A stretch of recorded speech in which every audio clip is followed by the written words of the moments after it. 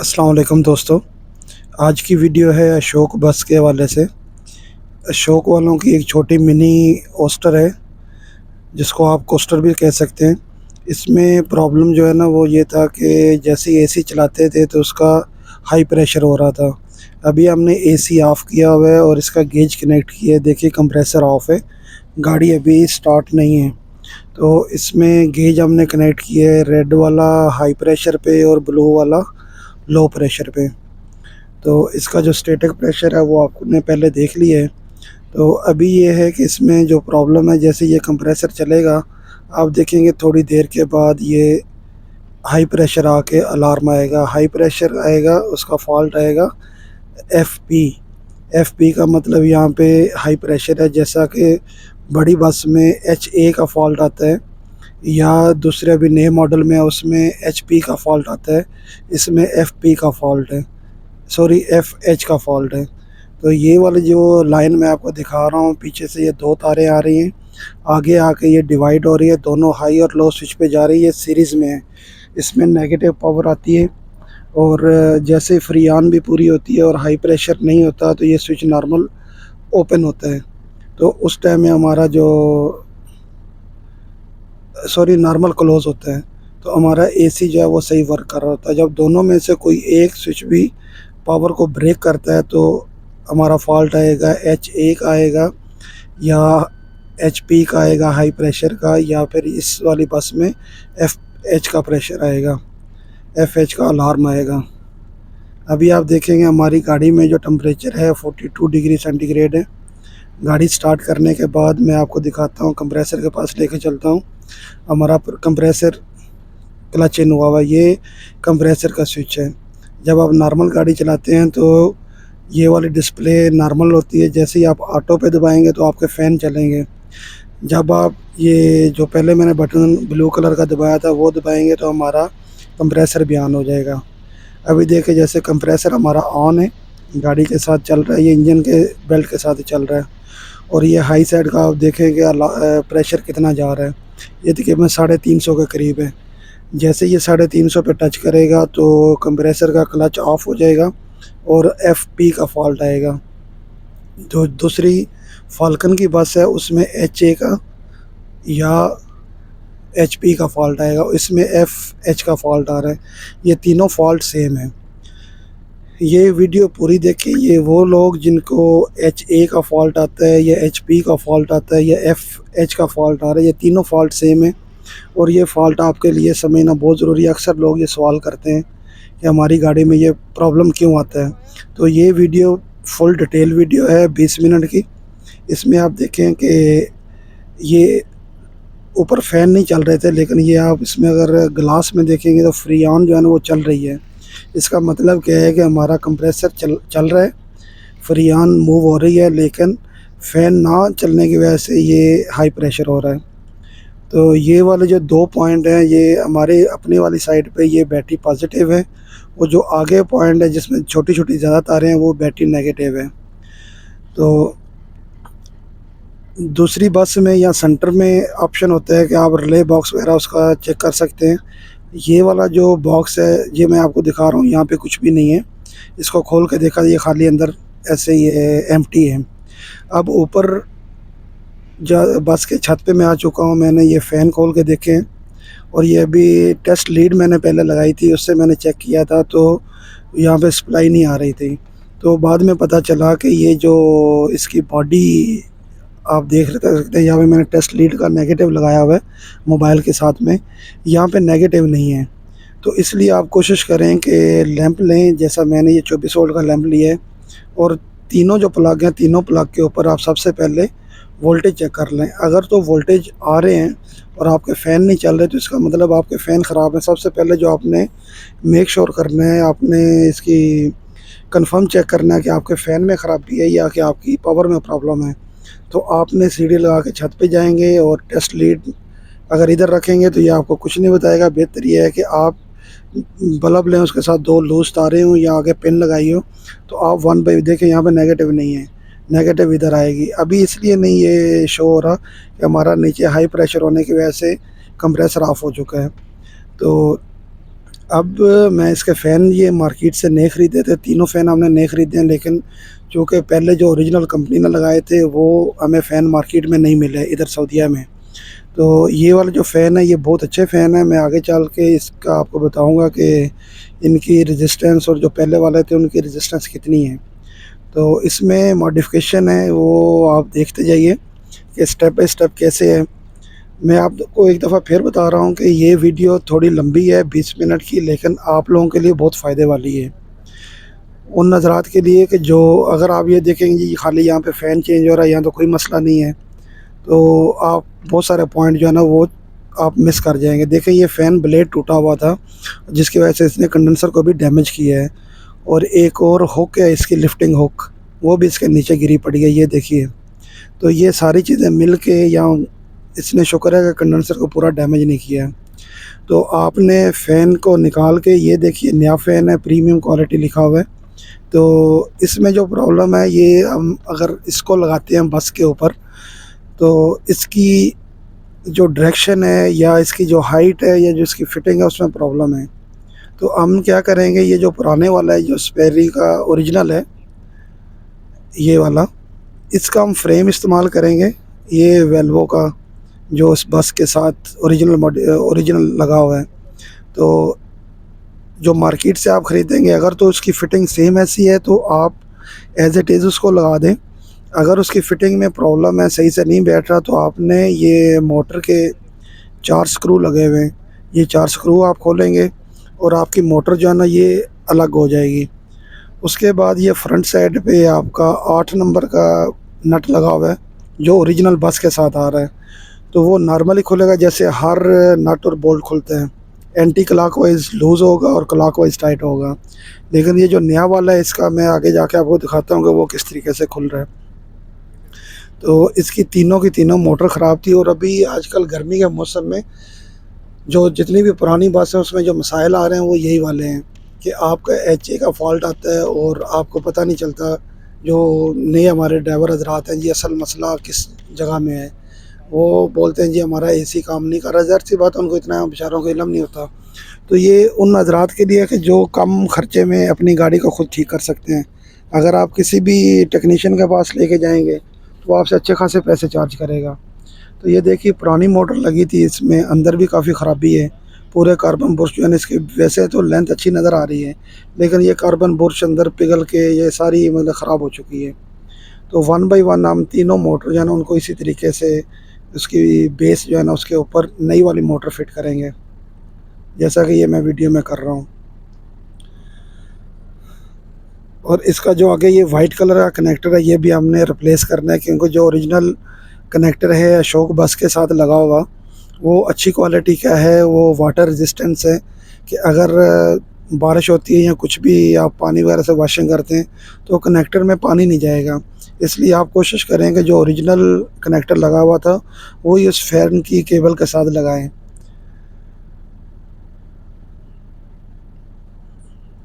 और अगर आपको इस वीडियो के हवाले से कुछ समझ ना आए तो आप कमेंट्स में पूछ सकते हैं, मैं इंशाअल्लाह ताला कोशिश करूँगा कि आपको हर सवाल का जवाब दे दूँ।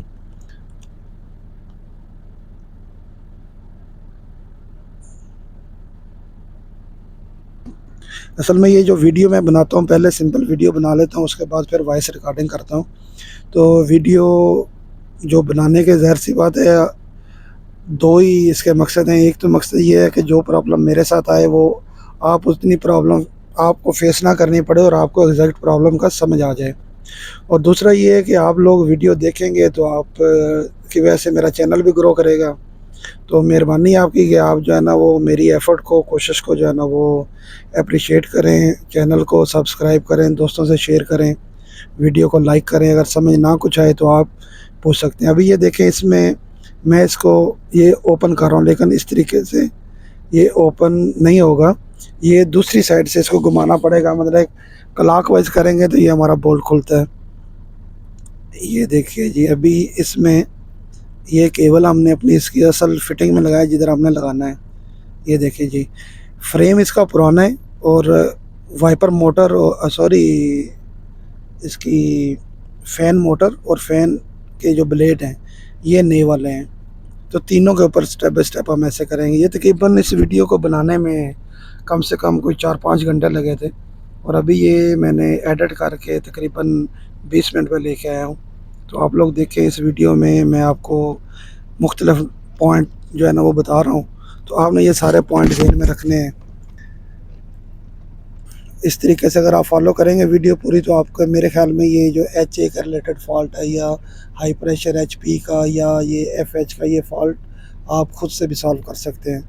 आपको टेक्नीशियन के पास जाने की ज़रूरत नहीं है, मेहनत करनी पड़ेगी तो पैसा आपका बचेगा इंशाल्लाह।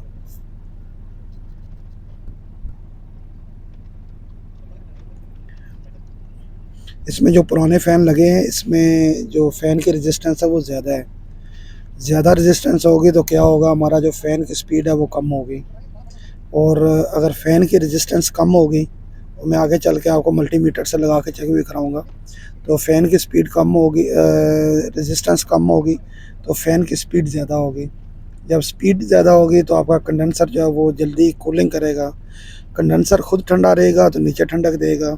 ये पॉइंट जो है ना, ये आप ज़हन में अच्छे तरीके से बिठा लें कि जब भी आपका AC चलेगा, चाहे वो छोटी गाड़ी हो या बड़ी गाड़ी हो, अगर आपका कंडेंसर ठंडा है तो आपकी गाड़ी जो है उसकी कूलिंग अच्छी है। अगर कंडेंसर आपका गर्म हो जाएगा तो आपकी गाड़ी की कूलिंग जो है ना वो आहिस्ता-आहिस्ता से ख़त्म हो जाएगी। या तो HA का फ़ॉल्ट आ जाएगा या हाई प्रेशर का फ़ॉल्ट आ जाएगा। तो इसलिए जब अगर इमरजेंसी में रोड पे चलते हुए आपकी बस में या आपकी कार में AC की कूलिंग कम हो रही है गर्मी के सीज़न में, तो आप पानी की 1.5 लीटर की बोतल जो है ना, वो छोटी गाड़ी के लिए तो इनफ है, 1.5-2 लीटर। तो इसके लिए ये है कि थोड़ा तकरीबन 4-5 लीटर पानी आप कंडेंसर पे फेंकें, उसके बाद आप अपना AC स्टार्ट करें, इंशाल्लाह ताला वो कूलिंग करनी शुरू कर देगा। अब ये जब इसकी अपनी सारी ओरिजिनल फिटिंग हमने की थी, तो उसमें जो मसला आया वो ये कि जैसे हम ऊपर वाले फ्रेम को बिठा रहे थे, तो ये फ्रेम जो है वो इस फ़ैन ब्लेड के साथ टच कर रहा था। तो जब फ़ैन ब्लेड के साथ ये टच करेगा तो ब्लेड भी टूटेगा। तो उसके लिए आगे वीडियो में आप देखेंगे कि हमने इसके नीचे स्पेसर रख के उसको टाइट किया। तो अभी सिर्फ़ एक फ़ैन जो है ना वो मैंने लगाया है, उसका कनेक्शन लगा के, सिर्फ़ ये देखने के लिए कि इसकी हवा की थ्रो कैसी है और इसकी डायरेक्शन कैसी है। जैसे ही आपकी गाड़ी का AC चले तो ये हवा इसने बाहर की तरफ फेंकनी है। अगर ये अंदर की तरफ नीचे फेंकेगा तो फिर उसका फ़ायदा नहीं है। ये नीचे से गर्म हवा को ऊपर बाहर फेंकेगा, तो आपका फ़ैन का जो कंडेंसर है वो अच्छा चलता रहेगा, आपका मसला जो है ना वो नहीं रहेगा। मतलब आपका कंडेंसर जितना भी गर्म होगा, ये पूरा पैक है, तो ये अंदर से सारी हीट को उठा के बाहर हवा में फेंकता रहेगा। तो ये स्पेसर है इसके साथ, ये इस तरीके से आपने लगाने हैं। इसकी जो बेस है वो, और ये जो ऊपर का जो इसका प्रोटेक्शन कवर है, इसके बीच में ये आप चारों स्पेसर डाल देंगे। ये स्पेसर भी जब नया फ़ैन आप ख़रीदते हैं तो उसके साथ ही आता है, ये आपको अलग से लाने की ज़रूरत नहीं है। और इसके ऊपर ये जो एलन की के स्क्रू लग रहे हैं, ये T30 एलन की आपकी लगेगी, T30 से ये टाइट होगा, T30 से ये खुलेगा।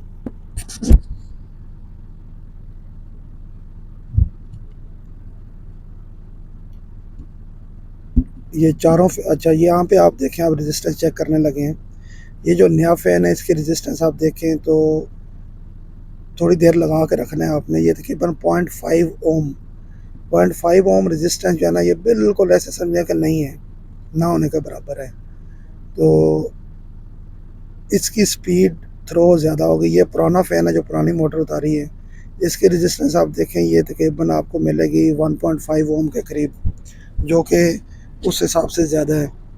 तो इसमें एक काम और आपने करना है कि जब आप मल्टीमीटर से रेजिस्टेंस चेक करते हैं तो आपका एक हाथ जो है ना वो नीडल के साथ अगर लग जाए मीटर की सुई के साथ तो कोई मसला नहीं है।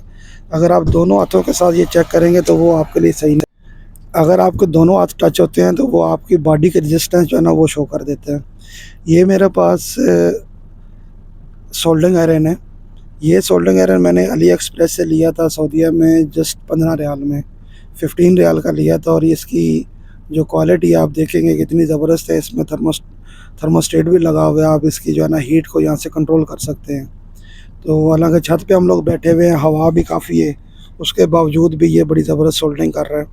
आप देखें, मेरी कोशिश ये होती है कि जितना भी काम मैं करता हूँ इसको मैं अच्छे तरीके से करूँ। अच्छे तरीके से इसलिए कि अगर यहाँ पे मैं खाली केबल को जैसे ट्विस्ट किया हुआ है, अगर इसी तरीके से ट्विस्ट करके इसके ऊपर टेप लगा के छोड़ देता, तो टेप जो है हीट के साथ कुछ अरसे के बाद अपना काम छोड़ देती है। जब टेप हटेगी और यहाँ पे फिर कार्बन जमना शुरू हो जाएगा। जब केबल आपकी कार्बन जमेगा, काली हो जाएगी, तो वो कॉन्टैक्ट पास नहीं करेगी। जब कॉन्टैक्ट पास नहीं होगा तो आपका फ़ैन जो है वो नहीं चलेगा। तो आपको मसले का पता नहीं चलेगा कि आपका प्रॉब्लम जो है ना वो फ़ैन में आ चुका है या कि केबल में है। तो इसलिए कोशिश करें कि जब भी आप ऐसी जगह पे काम करें तो आप केबल को अच्छे तरीके से पहले ट्विस्ट करके उसके बाद उसको सोल्डरिंग करें। सोल्डरिंग करने के बाद ऊपर आप थोड़ी-सी टेप लगा के इसके ऊपर आप, अगर आपके पास हीट वाली केबल है, हीट वाली स्लीव है तो वो लगाएँ। अदरवाइज़ आप अच्छे से टेप करके इसके ऊपर दूसरी वाली स्लीव चढ़ा दें। अभी मेरे पास श्रिंकेज वाली स्लीव नहीं थी तो मैंने नॉर्मल जो है ना वो स्लीव लगाई है। वो स्लीव लगाने के बाद इसके ऊपर हम लोग पाइप लगा देंगे कि इसके अंदर जो है ना वो पानी वगैरह जाने का कोई भी मतलब जो इन्वायरमेंटल इफ़ेक्ट है, मौसम का जो इफ़ेक्ट है वो इस पे नहीं आएगा। इस तरीके से मैंने ये केबल को अच्छे तरीके से पहले सोल्डरिंग की, फिर टेप लगाई, फिर स्लीव दी, उसके ऊपर पाइप लगा दिया ताकि इसकी लॉन्ग टर्म जो है ना प्रोटेक्शन रहे और इसकी लाइफ बढ़ जाए। अगर आप लोग ये वाला सोल्डरिंग आयरन लेना चाहते हैं तो अली एक्सप्रेस में आप लिखें टेम्परेचर बेस सोल्डरिंग आयरन, तो ये आपको तकरीबन मुख्तलिफ़ क्वालिटी की नज़र आएगी। लेकिन ये 15 से 20 रियाल का मैक्सिमम। तो आप इधर सऊदीया में ये ऑनलाइन रिक्वेस्ट कर सकते हैं और ये बहुत अच्छा सोल्डरिंग आयरन है। मैं तो आपको रिकमेंड करूँगा क्योंकि मैं ख़ुद इसको इस्तेमाल कर रहा हूँ।